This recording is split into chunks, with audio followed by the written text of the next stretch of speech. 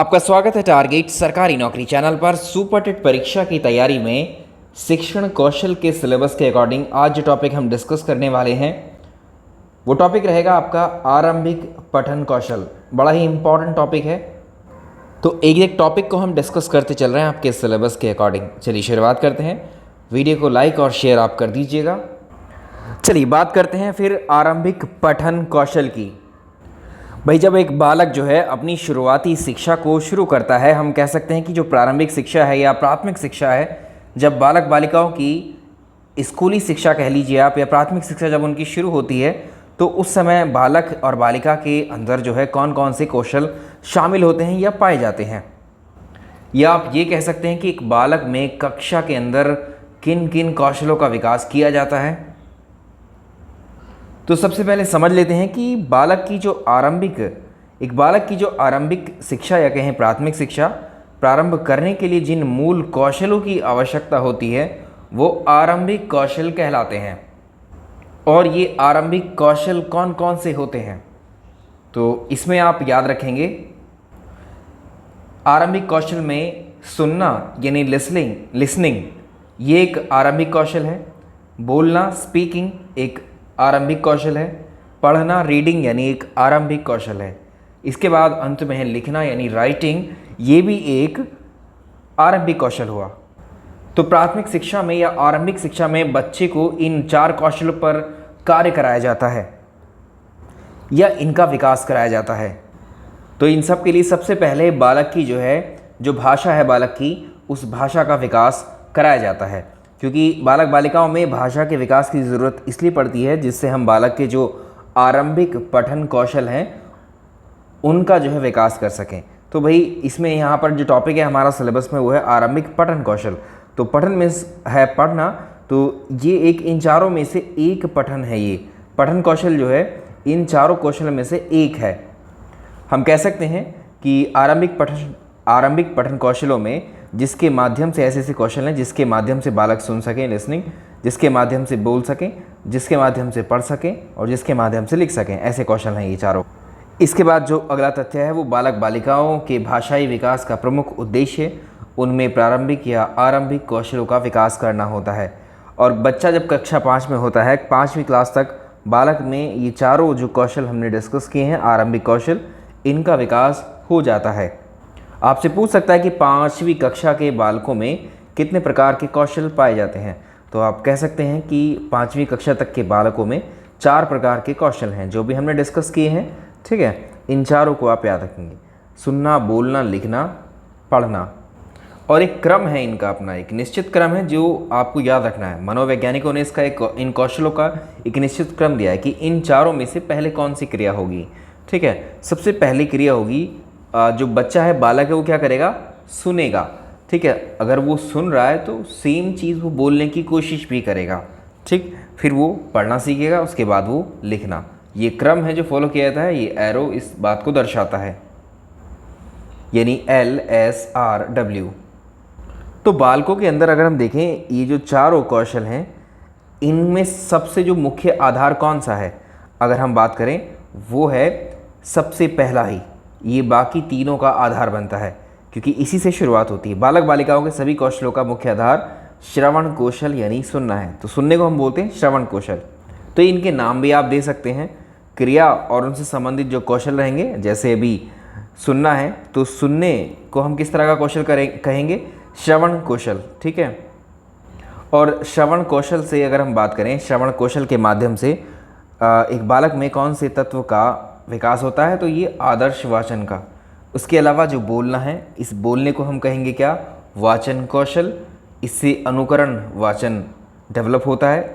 पढ़ना पठन कौशल, इससे मौन वाचन। और लिखना लेखन कौशल, इसमें गृह कार्य वाचन। तो ऐसे ही प्रश्न एक बन सकता है, एक को डिस्कस कर लेते हैं। श्रवण कौशल के माध्यम से आदर्श वाचन का विकास होता है। ठीक, तो कौशलों का जो सामान्य क्रम है वो है LSRW। ठीक, इस तरह से इस तरफ जाएंगे। अगर हम बात करें डॉक्टर मारिया मोंटेसरी की, तो इनके अकॉर्डिंग ये क्रम में शुरुआत के दोनों स्टेप तो ठीक है, लेकिन राइटिंग एंड रीडिंग में राइटिंग इनके हिसाब से पहले आता है। ठीक है, ये भी याद रखेंगे। इन चारों कौशलों में सबसे कठिन किसको माना गया है? तो मनोवैज्ञानिकों के अनुसार बालक में सबसे कठिन जो कौशल है वो लेखन कौशल है, इसको माना गया है। लेकिन जो मारिया मोंटेसरी हैं, इनके अनुसार जो पठन कौशल है उसको ज़्यादा डिफ़िकल्ट माना गया है। तो ये भी याद रखेंगे, बिल्कुल स्पेसिफिक हैं। चलिए कोई बात नहीं, अब हम आगे बात कर लेते हैं कि अगर हम बात कर रहे हैं किसकी, आरंभिक कौशल की, तो ये आरंभिक कौशल कितने प्रकार के हो सकते हैं? तो ये दो टाइप के हैं। एक को बोलते हैं निष्क्रिय कौशल, दूसरे को बोलते हैं सक्रिय कौशल। निष्क्रिय कौशल का मतलब है यहाँ पर जब भी हम एक तरीके से जब भी हम पढ़ते हैं या सुनते हैं तो किसी चीज़ का अर्थ ग्रहण करते हैं हम, ठीक है। जब हम किसी चीज़ को पढ़ते हैं या सुनते हैं तो जब कुछ भी हम सुन रहे हो या कुछ भी हम पढ़ रहे हो तो उसका अर्थ हम सीधे ग्रहण करते हैं। तो इसको हम बोलते हैं श्रवण और पठन कौशल जो हैं वो निष्क्रिय कौशल में आते हैं। इसको हम बोलते हैं अर्थ ग्रहणात्मक कौशल भी, ग्राहक कौशल भी और भाव ग्रहणात्मक कौशल भी। ये सारे एक ही कौशल हैं और इनके एग्जाम्पल है पठन और श्रवण, ठीक है, पढ़ना और सुनना। उसके अलावा दूसरा है सक्रिय कौशल, इसको हम बोलते हैं वाचन एंड लेखन, ठीक। तो ये अभिव्यक्तात्मक कौशल है, उत्पाद कौशल है या भाव प्रकाशात्मक कौशल है। अब अभिव्यक्ति है, एक तरीके से अभिव्यक्ति की बात अगर हम करें तो इसके माध्यम से हम अपने विचारों को लोगों के सामने रखते हैं, ठीक है। तो ये क्या कहलाएगा, सक्रिय कौशल। दोनों में डिफरेंस आपको पता चल गया। चलिए अब हम आते हैं अपने पठन कौशल पर या आरंभिक पठन कौशल पर। तो बालक बालिकाओं के द्वारा किसी भी लिखित वस्तु या किसी भी लिखित विषय वस्तु को अगर अर्थपूर्ण ढंग से पढ़कर ज्ञान अर्जित किया जाता है, ग्रहण किया जाता है, उसे आरंभिक पठन कौशल हम बोलते हैं। सिंपल सी डेफिनेशन है।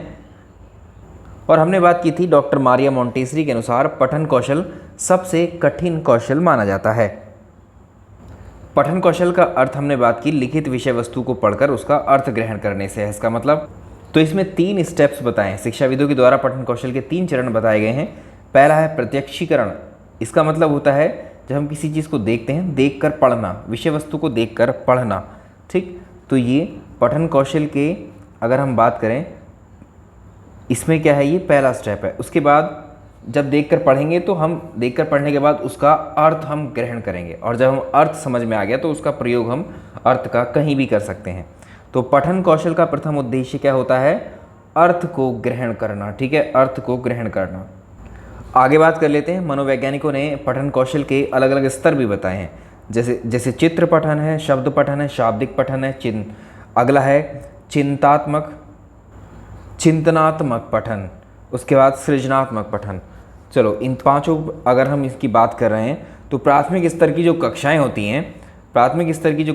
हैं उसमें शुरुआत के 3 जिसमें चित्र पठन, शब्द पठन, शाब्दिक पठन का प्रयोग किया जाता है और जो उच्च प्राथमिक कक्षाएं होती हैं उनके लिए चिंतनात्मक और सृजनात्मक पठन का प्रयोग किया जाता है। ये आप याद रखेंगे। जैसे तीसरी कक्षा के बालक को पढ़ाने के लिए अलग अलग तरह के डायग्राम्स यानी चित्रों का सहारा लिया जाता है। तो बच्चों की किताबें आप ज़रूर चेक कर सकते हैं, तो उनमें आप देखेंगे अलग अलग तरह के डायग्राम्स, चित्रों का प्रयोग किया गया है, ठीक। तो प्राथमिक स्तर पर पठन का प्रथम स्तर जो है चित्र पठन माना जाता है, ठीक है। तो प्राथमिक स्तर की जो पुस्तकें हैं उसमें वातावरण से संबंधित बहुत सारे अलग अलग तरह के रंग बिरंगे चित्र आपको मिल सकते हैं, ठीक। चित्रों के द्वारा पढ़ना होता है, सीखना होता है हमें। अंत में हम बात कर लेते हैं जो पठन कौशल हैं उसके उद्देश्य क्या क्या हैं।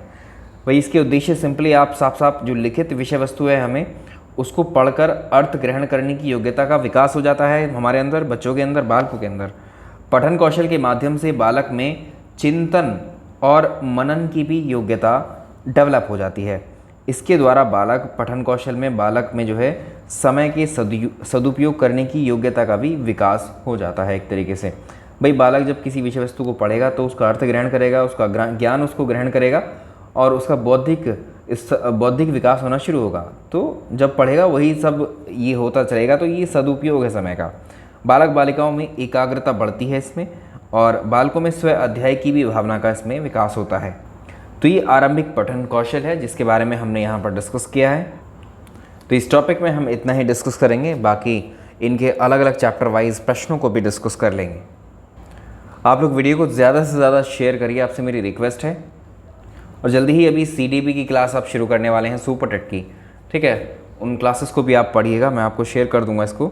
चलिए, थैंक यू सो मच।